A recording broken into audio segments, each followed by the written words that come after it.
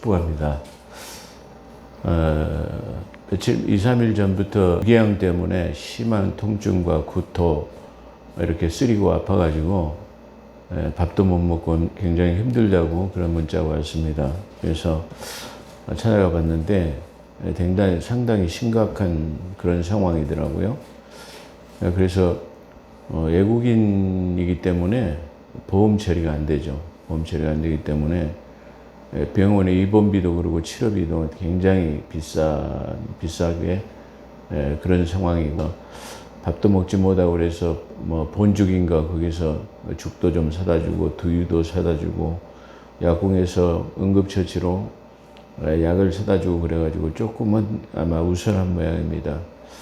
근데 그걸 통해서 참 감사하다는 생각이 들었어요. 왜 그러냐면 우리는 살다 보면 이 작은 감사가 우리 주변에 너무나 많이 있음에도 우리는 그런 감사하지 못하고 산다라는 걸 생각해 봤어요.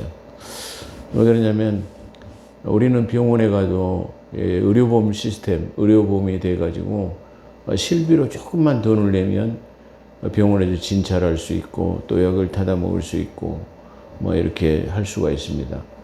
근데 너무나 우리하고 친숙하고 가까이 있기 때문에 우리가 그런 것을 감사하지 못하고 살아요. 우리 한국의 의료 시스템은 세계 최고라고 합니다. 그리고 병원들이 너무나 많기 때문에 얼마든지 조금만 이상하면 아주 실비로 치료를 받을 수 있다는 것을 생각해 볼 때, 우리가 이런 감사가 우리 주변에 있지만 우리는 그 작은 것에도 감사하지 못하고 살구나. 조금만 아프면 병원에 가고 약을 타다 먹을 수 있고 검진할 수 있고 또 1년에 누구든지 종합검진을 할 수 있도록 위장암 검사를 해라, 대장암 검사를 해라, 무언 검사를 해라 이렇게 의료보험공단에서 이렇게 문자로 오는 것을 볼 때 참 너무나 참 감사하다 그런 생각을 한번 해봤습니다. 이렇게 길을 지나가다가도 이렇게 휴게실 같은 데를 들어가 보면 이 휴게실도 이 화장실에 주로 가보면 얼마나 화장실을 아주 깨끗하게 유원지 같은데 이렇게 잘해진 것을 보면 이 화장실 문화도 세계 최고의 문화라고 합니다. 또 대중교통도 세계에서 최고의 대중교통 수단을 가지고 있다고 그래요. 지하철 역시도 세계 최고의 수준을 가지고 있어요.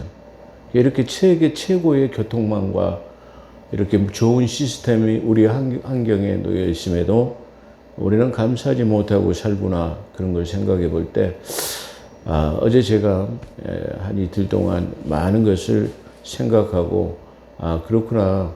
우리 주변에 너무나 감사한 것들이 많이 있음에도 불구하고 우리는 감사하지 못하고 있구나. 그것뿐만인가요? 뭐 우리가 열거한다면 수없이 많죠. 물값도 세계에서 제일 싼, 식당에 가면 물을 공짜로 주는 나라는 이 세계에서 대한민국밖에 없답니다. 또 밥을 시켰는데 반찬을 여러 가지를 다 셀프로 갖다 주는 나라도 역시 우리 대한민국밖에 없답니다.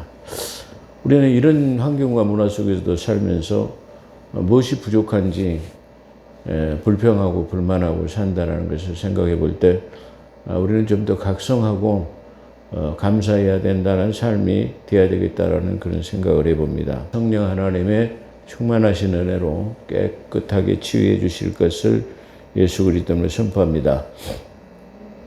자, 오늘은 시온산과 하나님의 도성이라는 제목으로 이 히브리서 12장을 오늘 마지막으로 좀 마칠까 그렇게 생각합니다.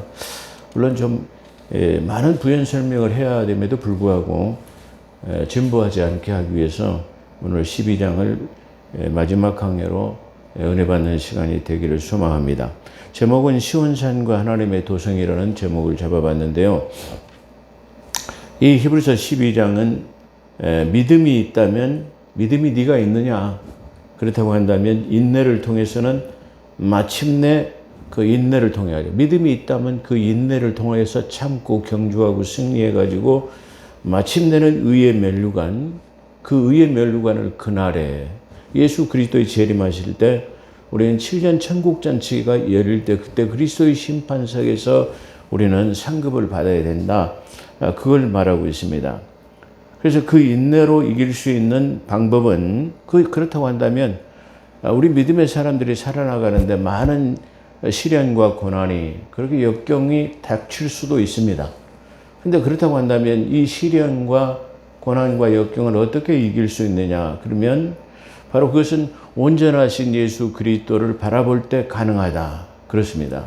그렇기 때문에 그건 어떤 것이냐면은 인류의 모든 죄를 인류의 모든 죄인들의 죄를 자기들의 죄를 대신 짊어지신 예수 그리스도를 십자가에 못 박는 모순된 행위를 바라보면서, 그러니까 이 예수 그리스도께서는 모든 인류의 죄인들의 죄를 대속하시기 위해서 이 땅에 오셨는데 그들을 십자가에 못 박혀 죽기까지 하신 그 모순된, 많은 사람들이 그렇게 오신 그분을, 자기 땅 자기 백성에게 오신 그분을 박해하고 핍박하고, 그래서 그분을 십자가에 못 박혀 죽기까지 하는 그런 모순된 행동을 바라보면서도 그것을 예수님께서는 자기가 그렇게 오셨는데 그 많은 죄인들은 그걸 깨닫지 못하고 그 예수를 십자가에 못 박은 그것을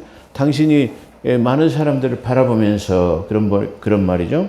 그 바라보면서도 그 부끄러움을 개의치 아니하시고, 그러니까 나는 아무 죄가 없고 나는 아무 허물도 없음에도 오히려 너희들의 죄와 허물을 사하시기 위해서 이 땅에 왔는데 자기를 십자가에 못 박는 그 사람들을 바라보면서 그를 원망하지 않고 끝까지 참고 그런 것들을 개의치 아니하시고 참으시는 그 주님을 바라볼 때, 그렇잖아요. 십자가에 못 달려 죽을 때 두 명의 강도, 우편 강도, 좌편 강도가 있는데 그 좌편 강도는 예수 그리스도를 모욕하면서 네가 만약에 메시아라고 하면은 우리를 살려내라 막 이렇게 비아냥거리고 그렇지만, 그 우편 강도는 우리는 마땅히 죄를 지어서 사형을 받아야 하지만 저분은 아무 죄가 없다라는 것을 말하는 것처럼, 그렇잖아. 그럼 예수님이 바라볼 때 나 모든 죄인들을 내가 구하러 올감만 저들은 나를 지금 못 박는다, 그런 말이죠. 근데 그런 걸 바라볼 때 얼마든지 그것을 참지 못하고 이게 분노하고 이렇게 할 수 있음에도 불구하고 그런 것을 아무것도 개의치 아니하고 그 모든 그것을 다 감내하시고 받아들이신 그 예수 그리스도를 바라볼 때 우리는 모든 것을 이길 수 있고 승리할 수 있다, 그런 말이에요.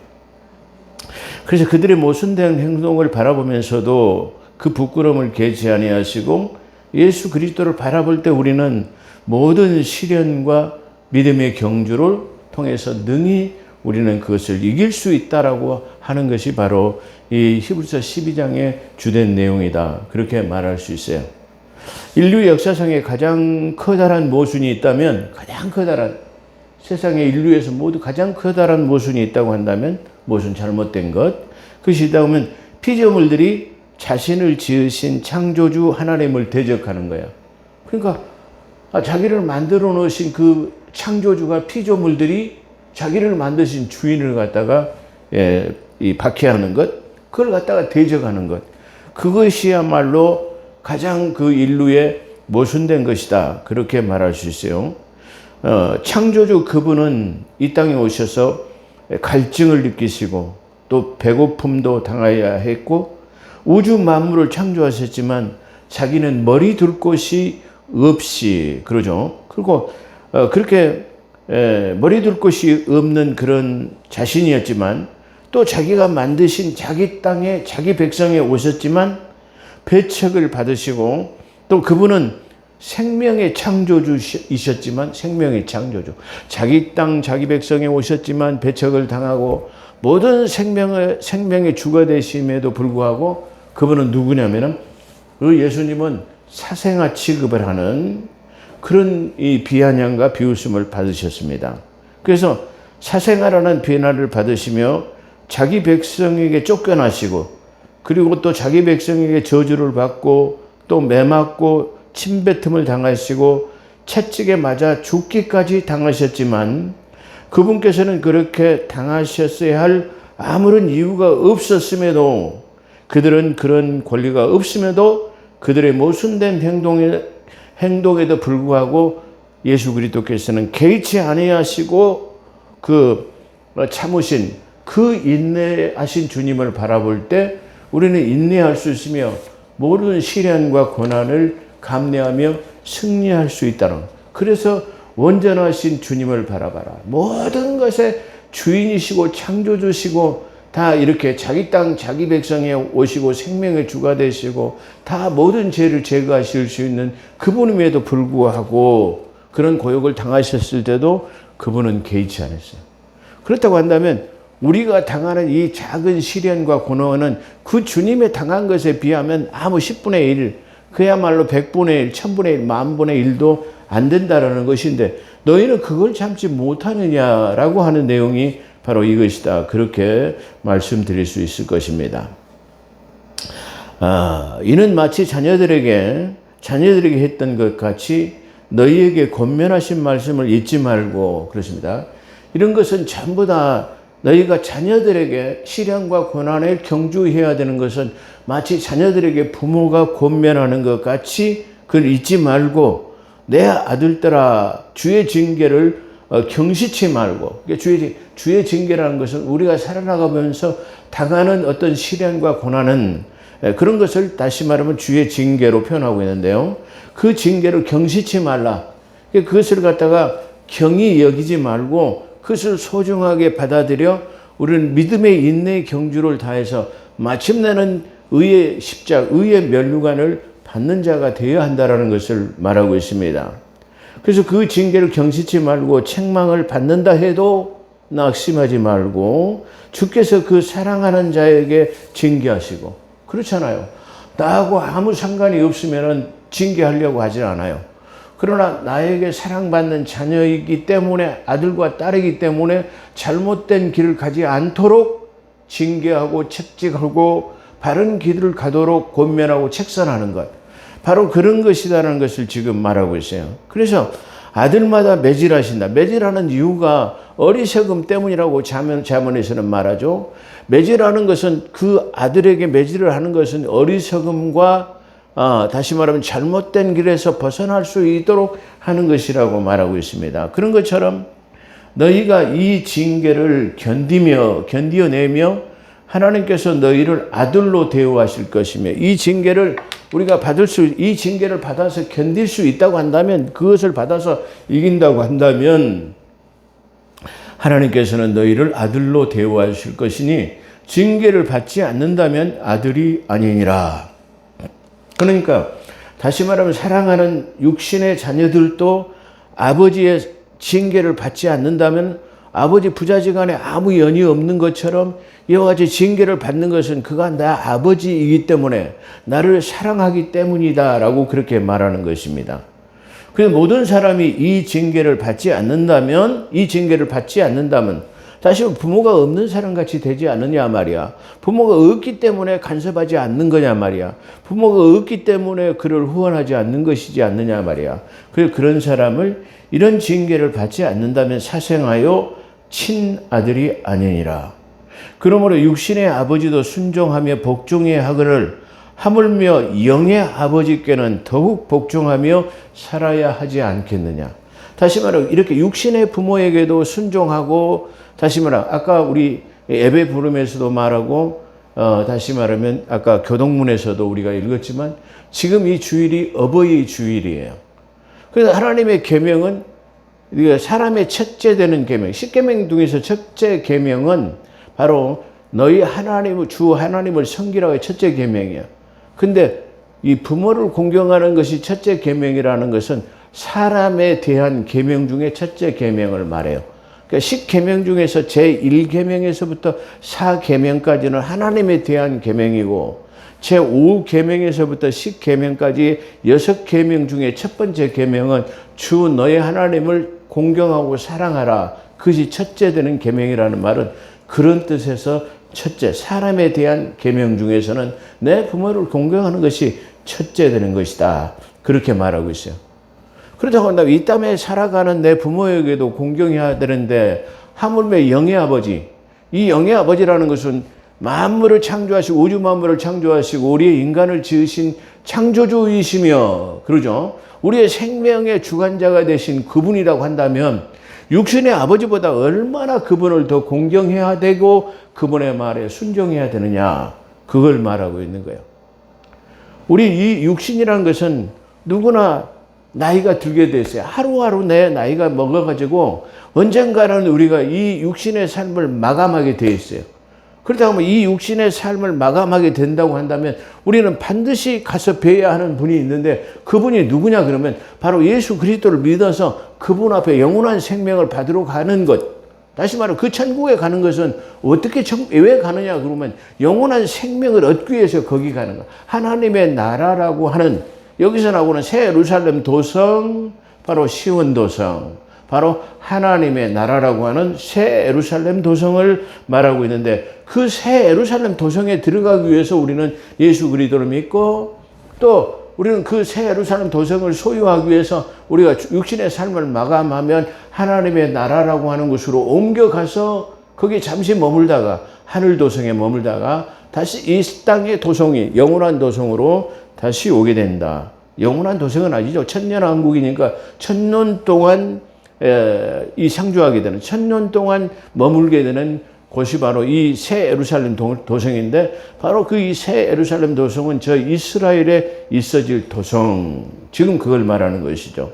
그렇기 때문에 우리는 육신의 아버지보다도 영의 아버지인 바로 그분의 말씀에 더 순종하고 그분을 바라보면서 살면은 우리는 승리하고 모든 경주, 시련과 고난과 역경을 이길 수 있다라는 것을 말하고 있습니다. 징계는 당시에는 즐겁지 않고 슬픈 것이에요. 그로 인하여 징계로 훈련된 자에게는 화평의 의의 열매를 맺느니라. 다시 말하면 이 징계는 당시에는 즐겁지 않고 슬픈 것이지만 그로 인해서 마침내는 뭐냐면은 여기 훈련된 자에게 화평의 의의 열매를 맺는 거예요. 이걸 마치 우리는 뭘로 생각해 볼 수 있느냐 하면은 군대에 가면은 모진 고난과 훈련을 다 이겨내고 막 그런 고통을 이게 당해야 돼요. 얼마나 힘들고 그런 상황을 다 이겨내요. 근데 사회에 나와서 그걸 생각해 보면은 그때 받은 그 훈련과 그 고난, 그 역겨운 훈련 때문에 우리가 이 살아나가면서 어떤 작은 인내가 필요할 때, 역경이 닥쳤을 때 그 군대에서 훈련받은 그야말로 그냥 그 뜨거운 그 대학벽 밑에서 그런 그 강인한 훈련을 받았던 것이 우리의 삶 속에 큰 도움이 됐다라고 하는 것들을 우리가 많이 볼 수 있어요. 저도 마찬가지로 그 군에서 받은 훈련이 그냥 온실에서 자란 것 같이 살았다가 그 군대에 가서 강인한 훈련, 그 강도 높은 훈련을 우리가 체험하고 다시 이것을, 그때 당시는 얼마나 괴롭고 고통스럽고 그야말로 탈영도 하고 싶은, 밤에 보초를 쓰면 비가 보슬보슬 내리는데 그 판초 우위라는 걸 쓰고 2시간 동안 이 보초를 쓰고 이 캄캄 칠흑 같은 어둠에 밖에서 지키고 있을 때, 그때의 2시간의 이 생각들은 아주 오만 가지 만상들의 생각을 다 해요. 그렇지만 그 무서움, 두려움, 그 추위, 배고픔, 이런 것들을 다 이겨내고 마침내 제대하고 세상 속에서 살아갈 때 보면은, 작은 어려움을 닥칠 때 보면은 그 군대 생활의 강도 높은 훈련 때문에 우리가 이길 수 있었던 것처럼, 바로 이런 것들도 우리가 당하는 믿음의 사람으로서의 우리가 시련과 경주를 당하는 것은 마치 그런 것과 같아서 마침내는 그것이 우리에게 의의 열매로, 화평의 열매로 다가올 수 있다는 것을 지금 말하고 있습니다. 그래서 징계는 당시에는 즐겁지 않고 슬픈 것이나 그로 인하여 징계로 훈련된 자에게는 화평의 의의 열매를 맺느니라. 그러므로 모든 사람과 더불어 화평과 거룩함을 구하라. 그러므로 우리는 모든 사람에게 화평을 구하는 사람이 돼요. 화평과 그 다음에 거룩함. 거룩함이라고 하는 것은 우리의 구별된 삶을 말해요. 그렇잖아요. 우리는 이미 구원받은 깨끗한 하나님의 자녀로서의 삶이에요. 그렇기 때문에 우리는 거룩함이라고 하는 구별된 뭔가 하나님의 자녀다운 삶을 살아야 된다는 것을 말합니다. 그렇기 때문에 이 화평함과 거룩함을 추구하며 이것이 없이는, 이것은 뭘 말하죠? 화평과 거룩함을 말하죠. 이것이 없이는 아무도 주를 보지 못하리라. 주를 보지 못한다라는 말은 우리가 다시 말하면 저 하나님의 도성이라고 하는 하나님의 나라에 갈 수 없다라는 거예요. 그렇기 때문에 우리가 기양에 산다고 한다면 누구에게나 친절한, 그리고 친밀함의 교제, 화평이 있어야 되고, 그 다음에 두 번째는 거룩한 구별된 삶. 어딘가 믿음의 삶은 자연히 세상 속에 나가면 뭔가는 좀 달라요. 그렇잖아요. 다르게 되겠잖아요. 예, 그런 것을 지금 말하고 있습니다. 그래서 이것이 없이는 주를 보지 못한다라는 것은 하나님의 나라라는 곳으로 들어갈 수 없다라는 것이고, 하나님의 나라에 들어갈 수 없다라는 것은 미래에 있어질 이 땅에 세워질 시온 도성인 새 예루살렘 도성이라고 하는 천국이라고 하는 바로 천년왕국에 들어가지 못한다는 것을 지금 말하고 있습니다. 그러면 하나님의 은혜에 미치지 못하는 자가, 하나님의 은혜에 미치지 못하는 자가 없도록 열심히 자기 자신을 돌아보아, 자기 자신을 돌아보는 거예요. 사람이 살아가는 데 가장 중요한 것은 자기 자신을 돌아보는 성찰이라고 하는 것을, 자기를 돌아보는 거예요. 나의 삶은 잘 살아왔는가? 내 삶은 지금 이대로 가도 되는 것인가?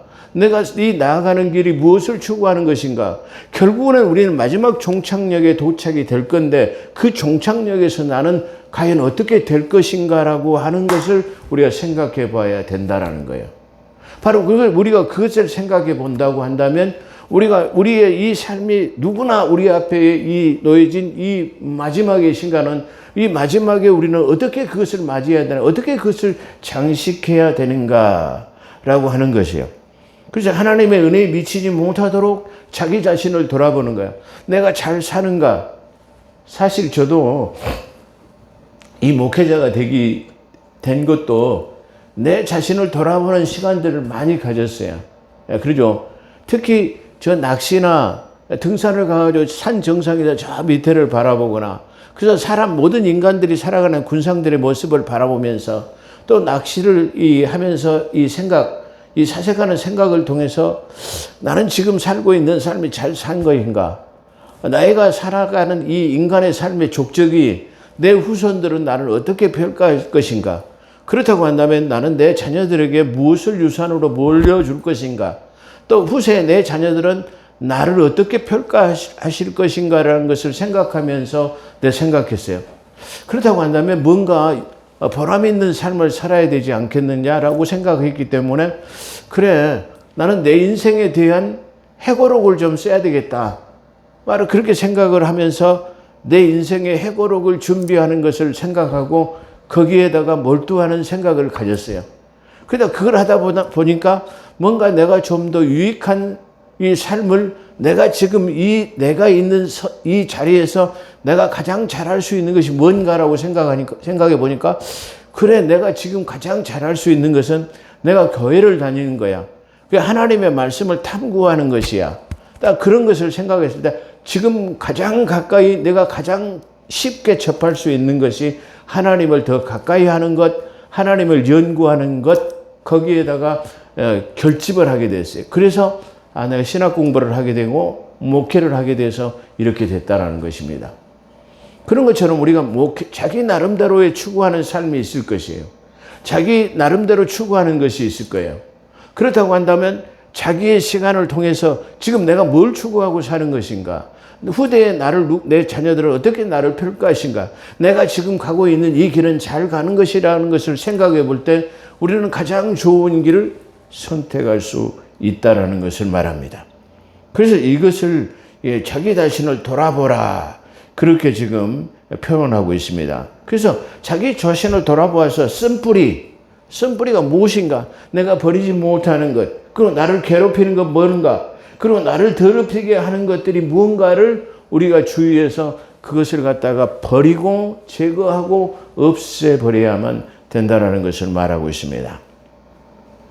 그 중에는 음행하는 자, 그 다음에 한 그릇의 음식을 위하여 장자의 상속권을 팔아버린 에서와 같은 자가 되지 말라. 그래서 에서는 지금 장자라고 하는 어마어마한 유산이라고 하는 자기 부모의 두 몫의 분깃이 지금 자기 앞에 먼 미래에 자기 부모로부터 상속을 받아야 하는데 지금 배고픔에 견디지 못해가지고 자기 동생 야곱에게 팥죽 한 그릇에 장자를 팔아버렸어요.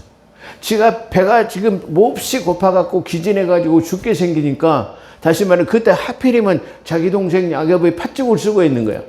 그게 사냥을 갔다 돌아와가지고 지치고 허기지고 그래가지고 자기 동생한테 팥죽 한 그릇을 달라고 하니까 나보다 형이라고 불러. 그러면 내가 줄 테니까. 그래, 형 그랬단 말이야. 한 번 가지고는 안 돼. 샤바. 완전하게 불러. 그 말은 7번 부르라는 말이야. 그래서 형을 7번 불러가지고 팥죽 한 그릇을 얻어먹기 위해서 자기 장자의 명분. 다시 말하면 자기 부모로부터 물려받을 그 거대한 유산을 포기해버린 거야. 그래서 마침내는 그 순간적인 작은 탐욕과 탐심 때문에 자기 먼 뒤에 받을 거대한 유산, 그 거대한 영적 유산은 바로 하나님의 나라를 소유하는 것이에요.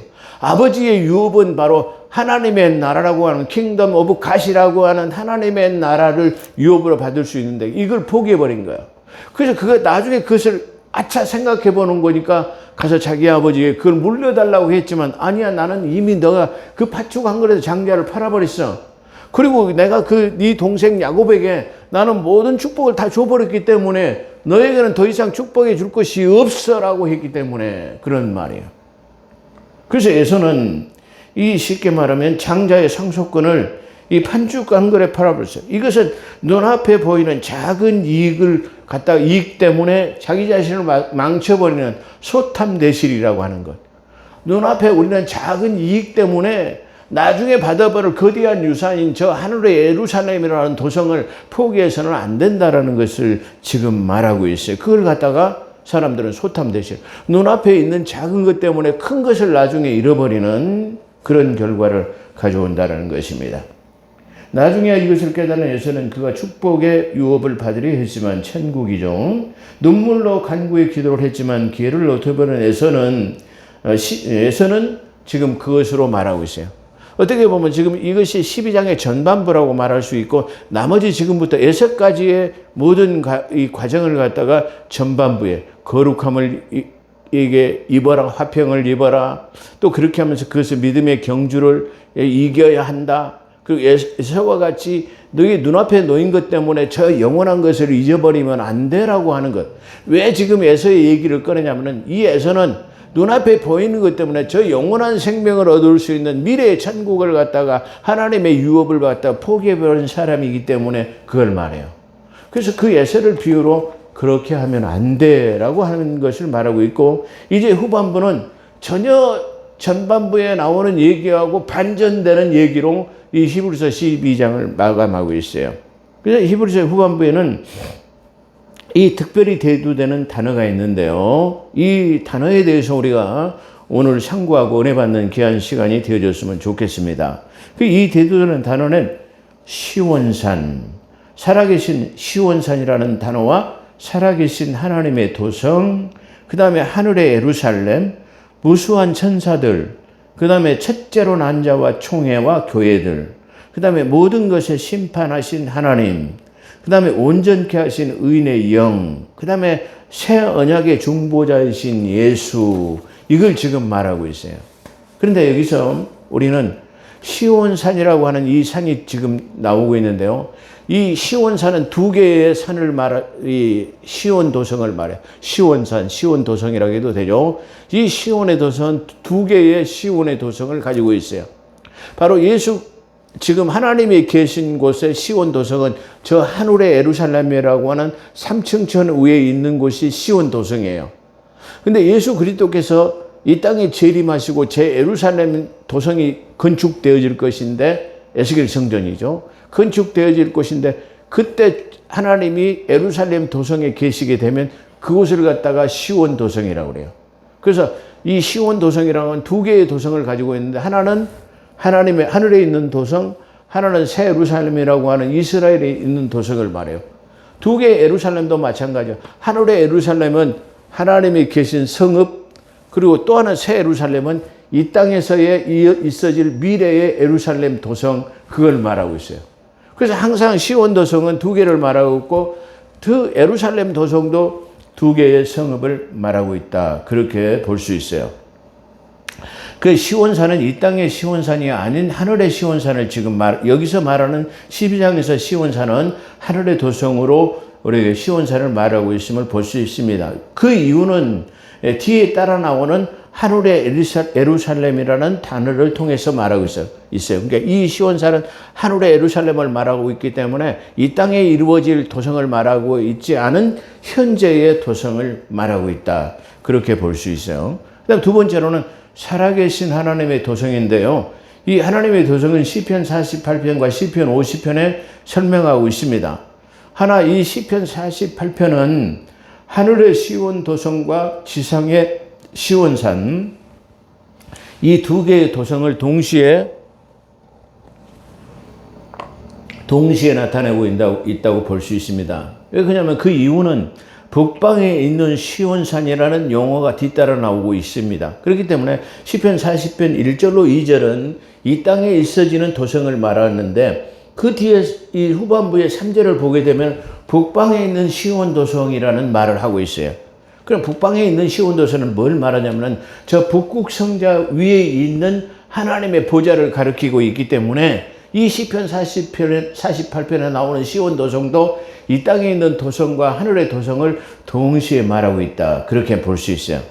그래서 이 시온산이라는 북방에 있는 시온산이라는 이 용어 때문인데요. 북방은 북극 성자에 자정하신 하나님을 나타내는 용어이기 때문에 그렇습니다. 북극 성자 위에 자정하신 분, 그걸 갖다가 말할 때는 저 알파트라누고스니 그 트라고스 별 위에 있는 바로 하나님을 말하고 있기 때문이다. 그렇게 볼 수 있습니다. 3절에는 하늘의 예루살렘은 아브라함과 사라 그리고 현재의 삶을 타국인이요 순례자라고 고백하는 번향을 사모한 자들에게 약속된 이 땅의 도성을 말합니다. 그러니까 하늘의 예루살렘은 바로 미래에 있어질 이 땅에 세워질 것을 모형으로 보이고 있는데 이 예루살렘 도성은 하늘의 예루살렘 도성은 아브라함에게 약속된 사라에게 약속된 그리고 지금 현재를 살아가는 사랑하는 성도들에게 이 약속된 보장된 성읍이다. 그렇게 말할 수 있어요. 그래서 이 하늘의 예루살렘 이 도성은 아브라함과 사라와 현재의 삶을 살아가지만 내가 이 땅에 사는 것은 내가 이 땅에서 타국인이요 그 다음에 순례자라고 고백하는 번향을 사모하는 자들에게 주시는 거예요. 그러니까 아까도 말했지만 이 땅은 언젠가는 내가 이 땅에서는 떠날 거야. 그렇다고 말하면 나는 이 땅에서는 지금 잠시 여행을 나와가지고 사는 타국인으로다. 그 다음에 바로 쉽게 타국인으로 사는 것, 그 다음에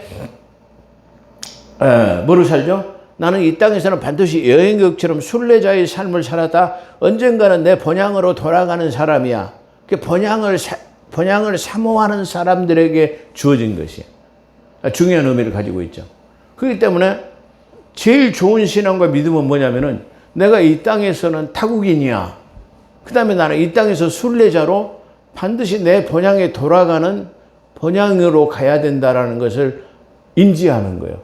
그렇게 사는 삶이 보장된 것이 하늘의 새 예루살렘 도성이라고 그렇게 말하고 있습니다. 그래서 이 번향을 타국인이요 순례자라고 고백하는 번향을 사모하는 자에게 약속된 도성을 말하고 있다. 그렇게 말할 수 있어요. 그 다음에 무수한 천사인데요. 여기서 기본적으로 무수한 천사는 하늘에 있는 것을 다루고 있어요. 여기서 성경에서는 천만 천사라고 말하는데 무수한, 다시 말해 그 숫자를 헤아릴 수 없을 만큼 많은 숫자를 지금 표현하고 있다. 그렇게 말할 수 있고요. 그 다음에 다섯 번째로는 장자들의 총회와 교회들. 그렇게 말해요. 장자들의 총회는 뭐냐면은 출애굽기 4장 22절에 보면 이스라엘을 장자로 표현하고 있으며 이스라엘의 12지파의 모임을 총회라고 표현하고 있어요. 그래서 여기서 장자들의 총회, 다시 말하면 장자의 교회라고 하는 것을 말할 때는 바로 뭘 말하고 있냐면 저 이스라엘의 모임이라는 것을 말하고 있어요. 그래서 신명기 또한 23장에서 잘 설명하고 있는데요.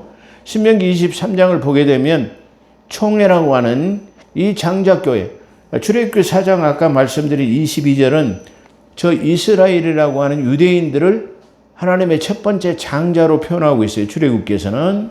그 다음에 총회는 어떤 것을 말하냐면 이스라엘의 12지파의 모임을 총회로 표현하고 있어요. 그러죠? 그러니까 우리도 각 교단마다 총회를 가지고 있죠. 그죠?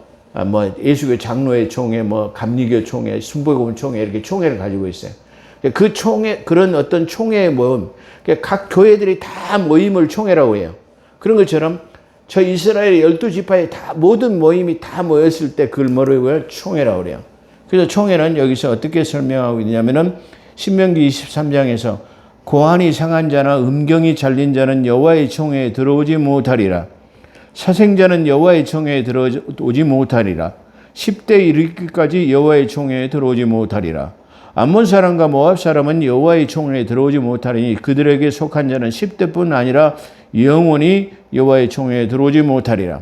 그들 모압과 암몬 사람은 그들이 왜 하나님의 총회에 들어오지 못하냐면은 그들은 너희가 애굽에서 나올 때 저 출애굽 해가지고 지금 적과 꿀이 흐르는 가나안 땅으로 진군할 때 이 모압과 암몬 지방을 지나갈 때였어요. 근데 그들에게 내가 돈을 주고 물과 빵을 좀 팔으라 했을 때 그들에게 팔지 않았어요. 하나님의 백성에게 팔지 않은 걸 말해요. 그래서 그들은 너희가 애굽에서 나올 때 떡과 물로 너희를 길에서 영접하지 아니하고 메소포타미아의 부올 사람 부올의 아들 발람에게 뇌물을 주어 너희를 저주하게 한 사람들이다.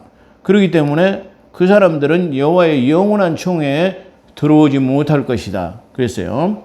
자, 그 다음에 그들이 너희에게 부올의 아들 발람에게 뇌물을 주어 너희를 저주하게 하였으나 내 하나님 여호와께서 너를 사랑하심으로 내 하나님 여호와께서 발람의 말을 듣지 아니하시고 내 하나님 여호와께서 그 저주를 변하여 복이 되게 하셨나니 내 평생에 그들의 평안함과 형통함을 영구에 구하지 말지어니라. 그들에게 평안함과 형통함을 구하지 마라. 누구에게? 모압과 암몬 사람에게. 그런 말이죠.